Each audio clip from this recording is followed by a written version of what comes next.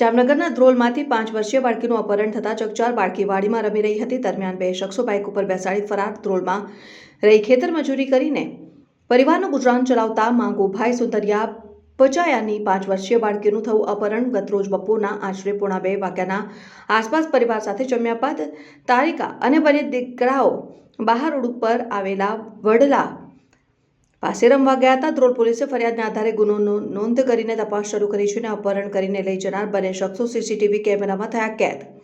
જામનગર જિલ્લાના ધ્રોલમાં વાડી વિસ્તારમાં ગરેડિયા રોડ ઉપર રહેતા અને ખેતમજૂરી કામ કરતા માંગુભાઈ સુંદરિયાભાઈ પચાયા નામના 45 વર્ષીય પરપ્રાંતીય આદિવાસી શ્રમિક યુવાને પોતાની 5 વર્ષની માસૂમ પુત્રી તારિકાનું અપહરણ કરી જવા અંગે પાડોશમાં જ વાડીમાં કામ કરતા મૂળ મધ્યપ્રદેશના વતની કાજુ હટુ બુંદેલિયા અને તેના સાથેના અજાણ્યા શખ્સ સામે ફરિયાદ નોંધાવી છે.